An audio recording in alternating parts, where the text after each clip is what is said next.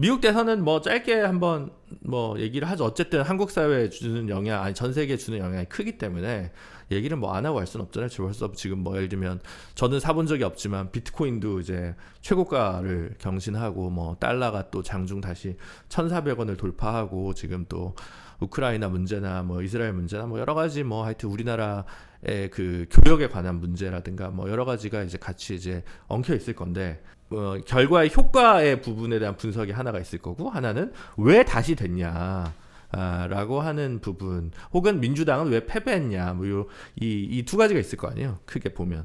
네, 근데 뭐든 간에 제일 먼저 생각나시는 게 어떤 거였는지 좀 얘기 좀 해주세요. 본인이 하고 싶은 얘기가 있어갖고 꺼낸 거 아니에요? 아니 우리 또 이제 일본 몰라요? 정치만 얘기할 수 없으니까 그런 우리 거예요? 또 친일 의혹을 해소하기 위해서 우리 또 그래? 뭐 친일이면 어때요? 뭐 친일이면 뭐 친일이 잘못됐나요 지금? 아니, 중요한 주제니까 이제 보는 거죠, 저는. 친일 친미. 근데 이제 뭐 선거는 본질적으로 뭐 어디나 다 비슷한 것 같습니다. 네. 그 이번에 이제 이걸 보면서 주류 언론 내지는 이 지금의 이제 바이든 쪽에 가까운 주류 언론 내지는 민주당 쪽에서는 이 선거를 사실 트럼프 심판 선거로 많이 묘사를 했던 건데 트럼프가 또 나왔다. 저 사악한 트럼프가 또 나왔기 때문에 트럼프 심판해야 된다. 요 구도로 많이 설명을 하고 그 구도를 전제하고 이제 많이 보도를 했던 것 같은데 미국의 이 유권자들의 상당수는 요 선거는 바이든 심판 선거로 쭉 왔던 것 같다. 이게 결과론적으로 보면은 이렇게 해석하는 게 맞는 것 같아요. 바이든 심판 선거였던 것 같고 거기에 그 정권의 부통령이었으니까 표가 덜 갔다. 그렇죠. 그 바이든 심판 선거라는 프레임에 트럼프가 이 자기 아젠다를 끼워 맞추는 거를 성공적으로 한 것 같고 그래서 바이든 심판 선거에서의 주요 이제 이 소재가 뭐냐면 뭐 코로나19가 있었잖아요. 코로나19 때문에 사실은 이 트럼프가 실각한 거 아닙니까? 코로나19에서 이제 대응을 망치는 바람에. 근데 코로나19에 이제 그거는 이제 보건적인 어떤 그런 것이라면 경제적인 대응에 있어서는 돈 풀기를 엄청나게 한 거잖아요. 그렇죠. 그래서 인플레랑 엄청났죠. 그렇죠. 인플레 상황에서 바이든 행정부가 사실 성공적으로 대응하지는 못했잖아요. 어떻게 대응할 거냐를 놓고 자기들끼리 이제 의견이 갈리기도 하고 논쟁이 많기도 하고 그래서 지금도 생각나는 게 소위 말하는 무슨 뭐 이 조기에 빨리 고통이 수반되더라도 조기에 빨리 잡자는 축이 있었고 아니다 이거는 좀 분석을 면밀히 해봐야 된다. 이게 전통적인 상황이 아닐 수도 있다라는 축하고 논쟁도 하고 막 이랬던 게 기억이 나요. 폴 크루그먼 뭐 이런 사람들하고 로렌스 서머스 뭐 이런 사람들하고 막 어려운 이름들 나옵니다. 네. 아니 뭐 이 사람들 이게 이름 자체가 어렵진 않아요. 근데 뭐 왜냐면 유명한 사람들이니까 유명한 사람들은 네. 그 뭐 논쟁도 하고 그랬던 기억이 나는데 어쨌든 잘 정리가 안 됐고 그리고 재선 국면 들어가면서는 완전히 이제 인플레이션에 대한 대응 자체는 왜냐하면 인플레이션에 대응한다는 거는 아까도 말씀드렸듯이 고통을 수반하는 것이고 긴축을 해야 되는데 그렇죠. 돈줄을 재야 되는 것이고 그러면 어쨌든 경제적인 지표나 이런 것들이 망가지는 내수가 침체되니까 그렇죠. 예. 그런 어떤 수순들이 있는 것이기 때문에 그리고 이제 요 인플레이션을 잡는 거하고 이제 같이 또 신경 쓸 수밖에 없는 게 고용 지표 이런 건데 이게 서로 이제 충돌하는 부분도 있고 막 이렇잖아요. 그러니까 바이든 행정부가 제대로 대응하지 못한 게 있는데 그래서 물가가 이제 고물가 상황이 길게 이어지다 보니까 이것 때문에 열받는다. 근데 이제 바이든 행정부 쪽에서는 아예 그래도 고용은 괜찮은데 이제 이런 얘기도 하고 싶고 그냥 안 먹히죠. 고물가 상황에서는 아무리 그쵸. 뭐 다른 지표가 괜찮은 게 있어도 고물가 상황인데 그것을 트럼프가 효과적으로 공략을 하는 거죠. 경제를 바이든이 망쳤다. 그 다음에 경제를 망친 것은 무능해서다. 그리고 경제를 망친다는 것은 곧 여러분이 일자리로 고통을 받게 된다는 것을 의미한다. 일자리로 고통을 받는다는 것은 근데 왜 그러는 거냐? 이 불법 이민 문제를 봐라. 이렇게 가는 거예요. 바이든 행정부 때 불법 이민 문제가 심각했다. 이런 거 수치로 막 이렇게 얘기를 하면서 그래서 요런 구도로 가니까 그러면 요걸 방어를 하기 위해서 트럼프가 나쁘다로 이제 민주당은 방어를 하는 거거든요. 근데 이렇게 가는 게 이제 바이든의 입장에서는 경제적으로 너무 안 좋으니까 이게 안 되니까 그리고 그거를 첫 토론에서 성공적으로 방어를 했어야 되는데 토론이 망하니까 바이든이 이거는 안 된다라고 해서 물러난 거 아닙니까? 그쵸. 그래서 해리스가 등장을 한 건데 이때 민주당 유권자들이 최대치로 이제 결집을 한 그런 상황으로 봤는데 그거를 그 기세를 잘 살려서 이제 해리스는 해리스의 이제 선거 캠페인으로 갔어야 됩니다. 이 결과론적인 얘기지만. 근데 해리스의 선거 캠페인으로 가기보다는 여전히 이제 트럼프 심판 선거 요 구도에 기대려고 했다라는 평가를 할 수밖에 없어요. 해리스가 좀 약했지. 그렇죠. 굳이 얘기하면 후보로 치면 약했지. 그렇죠. 예. 그러니까 바이든으로는 바이든으로는 절망적이었는데 예. 그거를 바꿨다. 예. 이거는 좋았어요. 되게 좋았죠. 그거는 괜찮아. 이제 예. 희망이 생겼어. 예. 근데 이제 해리스는 그럼 뭐야?에 예. 대해서는 충분한 답이 없는 상태에서 그쵸. 트럼프는 아까 말씀드린 바이든 심판 선거의 요 프레임을 쭉 끌고 오면서 막 무리한 얘기를 막 하잖아요. 우리로서는 사실 밖에서 보는 사람 입장에서는 이해 못할 이민자들이 뭐 고양이를 먹는다 뭐 이런 식의. 근데 그런 게 다 사실은 그 논리 구조를 따라가면은 이민자 혐오, 이민자가 일자리를 뺏고 그것은 경제가 망하는 것과 관계가 있고 이런 쪽으로 계속 가는 거거든요. 프레임을 만드는데 성공하는 거죠. 그렇죠. 그래가지고 결과적으로는 그리고 요런 이제 접근이 이 결과적으로 보면은 트럼프 쪽이 이 결국은 경합주의 여론이 결정하는 거잖아요.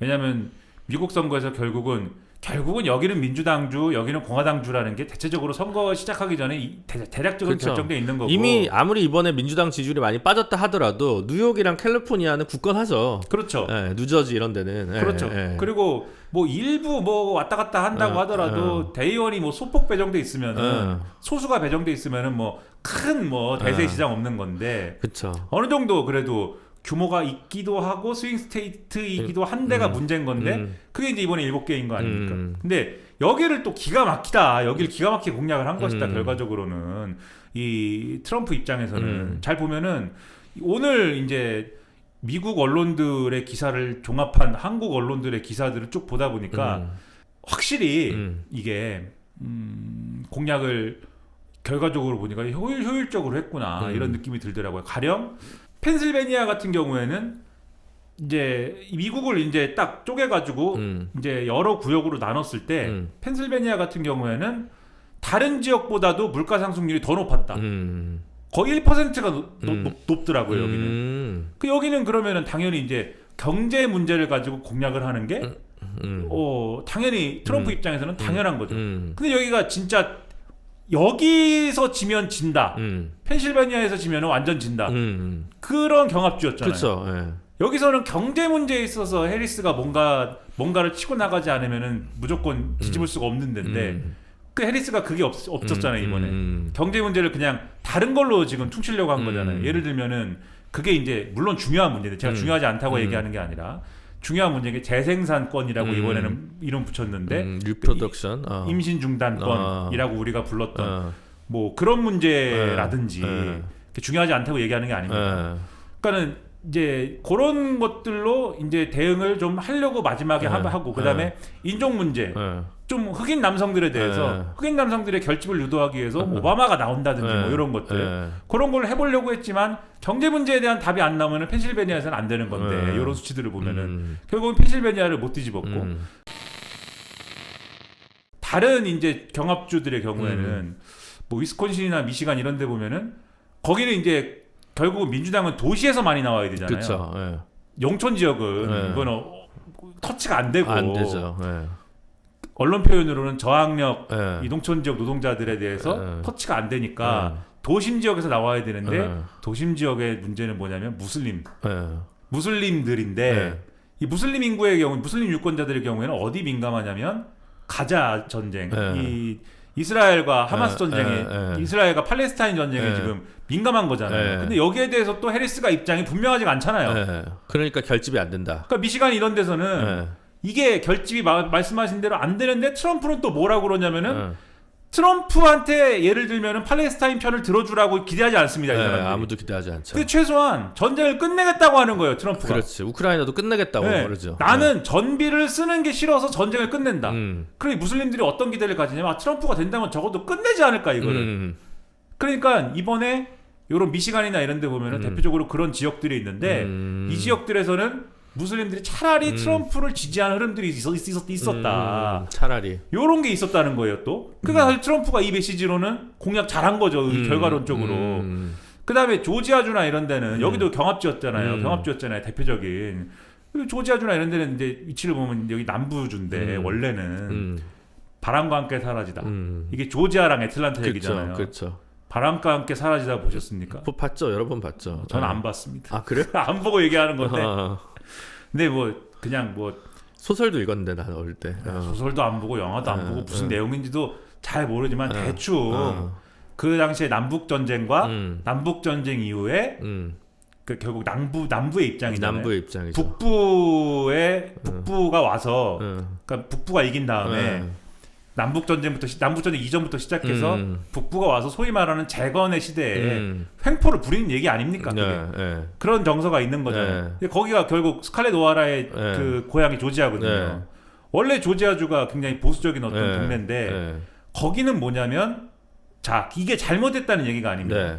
이 임신 중단권 이슈가 여기서는 오히려 해리스한테는 불리한 이슈인데 이번에 그렇지 않아도 경제니 뭐니 이런 것들이 다 불리한 이슈가 됐었잖아요. 그러니까 임신 중단권을 가지고 해리스가 여기서 이슈 파이팅을 하려면은 조지아주에서는 요거는 손해보는 이슈이기 때문에 플러스가 되는 이슈를 같이 갖고 들어가야 되는데 조지아주에서 그게 안 됐다는 거예요. 그래서 조지아주가 원래는 바이든으로 지난번에는 여기는 소폭 이긴 지역인데 여기는 또 진 거죠. 그러니까 경합주를 다 휩쓴 이유가 있는 거예요. 이번에 이렇게 하나하나 따지면은. 그러니까 경합주를 지면은 해리스가 지는데 여기 선거로 보면 그러니까 하나하나 따지니까는 다 바이든 심판 선거.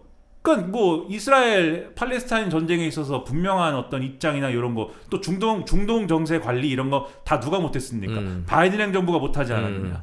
근데 경제 누가 관리 못했냐? 바이든 행정부가 못하지 않았느냐. 이렇게 다 접근하니까 이 바이든 행정부의 바이든 심판론을 못 뚫는 것이고 해리스가 다른 어떤 이슈로 이걸 뚫어보려고 하면은 트럼프가 어떻게 나오냐? 너는 바이든의 부통령이잖아. 이렇게 나오는 거예요. 이게 안 뚫리는 거죠. 그쵸. 그래서 이게 이제 지는 결과가 나오는 거고. 그다음에 이런 게 있어요. 우리 진보들 입장에서는 아니 아무리 그래도 어떻게 트럼프를 찍냐? 아무리 그래도 이게 뭐 심판이고 나발이고 가는. 이게 트럼프를 찍는 거는 완전 다른 문제인데. 지금 백신 무용론자를 로버트 케네디입니까? 이분을 지금 뭐 대선 가다가 지금 무소속 후보였는데 지지 선언했잖아요. 트럼프 지지하고 이제 드롭하신 분이지 않습니까? 이분을 지금 그 뭐 장관을 시킨다는 건지 모르겠는데 보건의 책임자로 지금 만치겠다. 그 다음에 그 완전 이제 트랜스젠더에 대해서 아주 적대적인 일론 머스크를 지금 또 무슨 뭐 효율성 제고 무슨 뭐 위원회나 뭐 청 이런 데 또 뭐 입각을 시키겠다. 뭐 이런 대놓고 뭐 이런 분인데 뭐 이런 분을 지금 하여튼 이런 사람을 어떻게 대통령으로 아무리 그래도 이제 지지하느냐 이렇게 우리가 얘기할 수 있는데 이게 근본적으로는 저는 이제 뭐 그거는 이제 결국은 민주주의의 문제다. 뭐냐면은 우리가 이게 민주주의냐 아니냐의 문제로 많이 접근을 하지만 이 레토릭으로는 사실은 민주주의가 아닌 건 아니지 않습니까? 결국 그렇게 주장할 거잖아요. 그렇게 주장할 거잖아요. 결국은 다들 민주주의적인 제도를 통해서 트럼프를 당선시킨 거 아니에요. 근데 이제 문제는 항상 말씀드리지만 어떤 민주주의냐의 문제거든요. 그렇죠. 그런 것에 신경 안 쓰는 사람들이 표를 찍은 거잖아요. 지금 뭐 진보적인 담론 또는 어떻게 사회 공동체를 더 좋게 바람직하게 만들 것이냐 이것에 관심이 없는 분들이 지금 말씀드린 어떻게 내가 좀 더 어쨌든 이건 또 중요한 문제지만 내가 더 잘 살 수 있지 내가 어떻게 하면 조금의 이득을 더 볼 수 있지 뭐 이런 것이 중요한 분들이 그러니까 사회 전체의 이익을 증진시키는 것보다 내가 속한 어떤 것들 나에게 중요한 것들이 더 중요하다 뭐 이런 분들이 이제 트럼프를 찍는 거지 않습니까? 그런 결과가 된 거지 않습니까?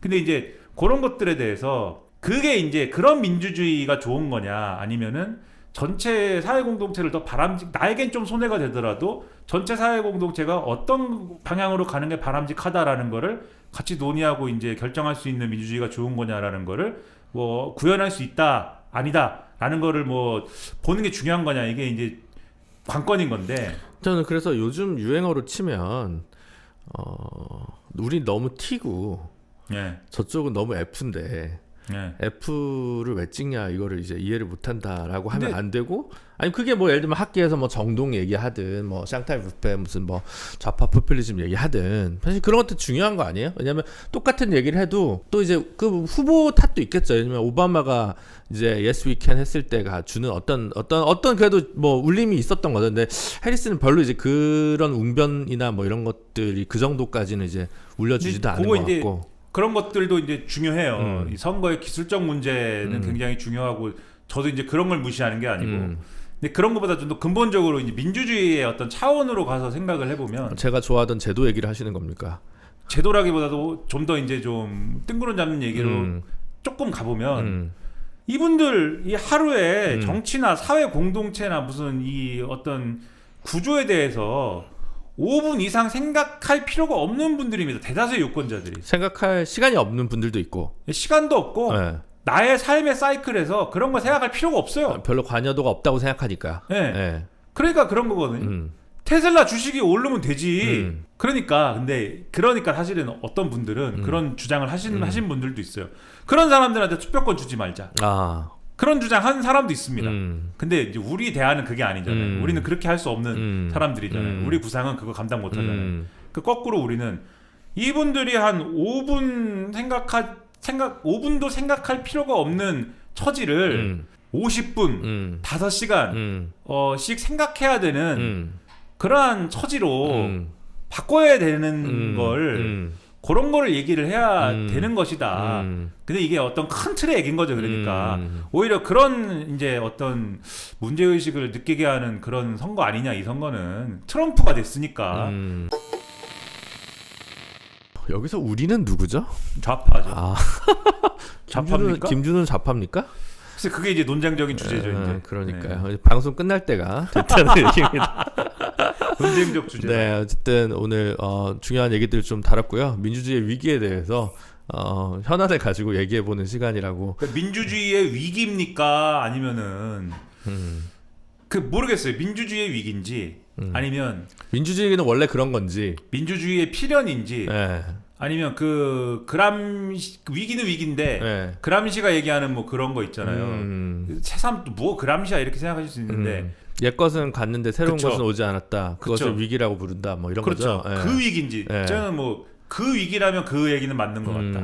근데 여기서 옛 것이라는 거는 민주주의 자체를 얘기하는 게 아니라 민주주의도 여러 가지 민주주의가 그쵸. 있으니까 옛날 민주주의가 아닌 새로운 민주주의가 이제 필요할 수 있는 건데 그것도 옛날에 이제 그래서 최장집 선생 처음 책 제목이 우리가 잘못됐다고 했죠.